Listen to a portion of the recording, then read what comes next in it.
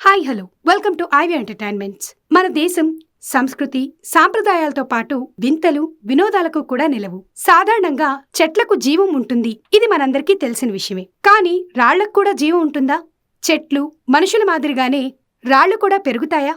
ఇలాంటి ఎన్నో విచిత్రమైన ప్రశ్నలు కొన్నిసార్లు తలెత్తుతూ ఉంటాయి. రాళ్లకు జీవం ఉందా లేదా అన్నదానికి నిదర్శనంగా యాగంటి క్షేత్రంలోని ఉమామహేశ్వర ఆలయానికి వెళ్తే మనకి సమాధానం దొరుకుతుంది. కర్నూలు జిల్లాలోని ఈ సుప్రసిద్ధ ఆలయానికి ఎన్నో మహిమలున్నాయని భక్తుల విశ్వాసం.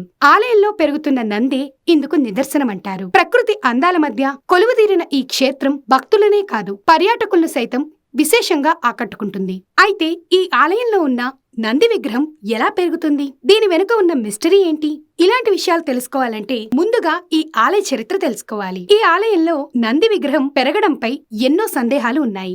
400 ఏళ్ల క్రితం ఈ నంది విగ్రహం చాలా చిన్నగా ఉండేదని, భక్తులు దాని చుట్టూ ప్రదక్షిణలు చేసేవారని చెబుతుంటారు. ఇప్పుడు ఆ నంది విగ్రహం సైజు పెరగడం వల్ల ప్రదక్షిణలు సాధ్యం కావడం లేదంటారు. అయితే నంది చిన్నగా ఉన్నప్పటి చిత్రాలు గాని వీడియోలు గాని లేకపోవడం వల్ల చాలా మంది అదంతా ప్రచారం అని కొట్టిపడేస్తారు. కానీ నంది సైజు పెరగడం మాత్రం వాస్తవమేనని భక్తులు చెప్తూ ఉంటారు. వందల సంవత్సరాల క్రితం దక్షిణ భారత యాత్రలో భాగంగా అగస్త్యుడు నల్లమలకు వచ్చి కొండల మధ్య వెంకటేశ్వర స్వామి ఆలయాన్ని వైష్ణవ పద్ధతిలో నిర్మిస్తాడు. కొండల మధ్య వెంకటేశ్వర స్వామి ఆలయాన్ని వైష్ణవ పద్ధతిలో నిర్మించారు. ఆలయంలో ప్రతిష్ఠించేందుకు వెంకటేశ్వర స్వామి విగ్రహాన్ని చెక్కుతున్న సమయంలో బొటనవేలు విరుగుతుంది.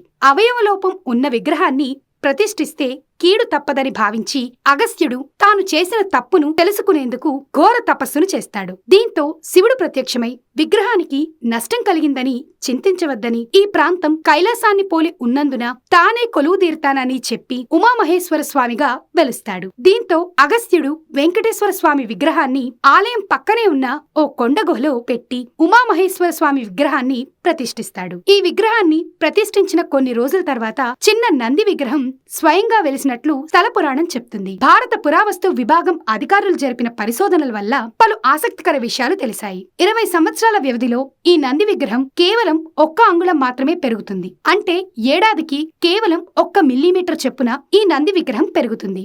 నంది పెరుగుతుందా లేదా అని తెలుసుకోవడానికి ఈ ఆలయంలో విగ్రహం చుట్టూ ఉన్న స్తంభాలను చూస్తే అర్థమవుతుంది. నంది పెరగడం వెనుక ఓ శాస్త్రీయ కారణం కూడా ఉందంటారు శాస్త్రవేత్తలు. యూరోప్ లోని రొమేనియాలో కూడా రాళ్లు పెరుగుతూ ఉంటాయి. అవి నంది విగ్రహం కన్నా వేగంగా పెరగడమే కాదు, పిల్లల్ని కూడా పెడతాయని చెప్తారు. వినడానికి విచిత్రంగా ఉన్నప్పటికీ అదంతా వీటిలో జీవం ఉండడం వల్ల కాదు, కేవలం రసాయనిక క్రియల వల్ల అంటారు. రాళ్ల చుట్టూ చిన్న వలయాలు మరికొన్ని రాళ్లు పెరుగుతుంటాయి. రాళ్ల చుట్టూ చిన్న వలయాలుగా మరికొన్ని రాళ్లు పెరుగుతూ ఉంటాయి. వాటినే ఆ రాళ్లకు పుట్టిన పిల్లలు అంటారు. కొన్ని రోజుల తర్వాత అవి బాగా ఎదిగి తల్లిరాయి నుంచి విడిపోతాయి. అవి మళ్లీ కింద పడి పెరుగుతాయి. వాటి ద్వారా మరికొన్ని రాళ్లు ఏర్పడతాయని కొన్ని భిన్నాభిప్రాయాలున్నాయి. రొమేనియాలో రాళ్లు ఎదగాలంటే తప్పకుండా వర్షాలు పడాలి. ఇవి వేసవి కాలంలో సాధారణంగా రాళ్లలాగే కనిపిస్తాయి. కానీ వర్షాకాలం వచ్చేసరికి క్రమేణా ఎదుగుదల ప్రారంభమవుతుంది. ఇందుకు కారణం ఆ రాళ్లలో ఉండే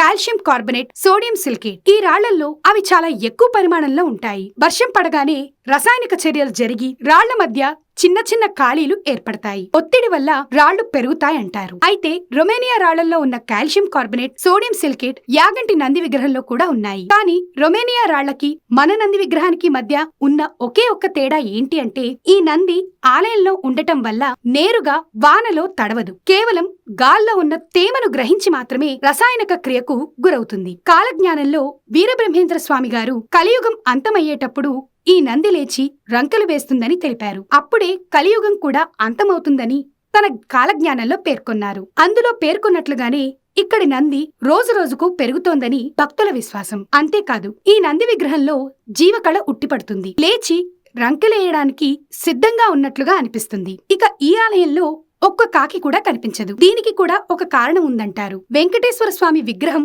బొటనవేలు విరగడం వెనుక తన లోపాన్ని తెలుసుకోవడానికి తపస్సు చేస్తున్న అగస్త్యుడికి కాకులు తపోభంగం కలిగించాయట. దీంతో ఆ ప్రాంతంలో ఒక్క కాకి కూడా కనిపించకూడదని ఆయన శపించారట. అప్పటి నుంచి అక్కడ కాకులే కనిపించవు. అయితే కాకుల్ని నిషేధించిన క్షేత్రంలో తానుండను అన్నాడట శనిదేవుడు. అందుకే ఈ ఆలయం లోపల నవగ్రహాలు సైతం ఉండవు. ఇక్కడి కోనేరులోకి నీరెలా వస్తుంది అన్నది ఎవరికీ తెలియదు. కానీ ఏడాది పొడవునా నీరుంటాయి. యాగంటి ప్రత్యేకత గురించి ఇంతకన్నా ఏం చెప్పగలం అంటారు భక్తులు మరియు అక్కడి స్థానికులు. ఇటువంటి మరెన్నో వీడియోస్ కోసం please like, share, comment and subscribe to ivy entertainments.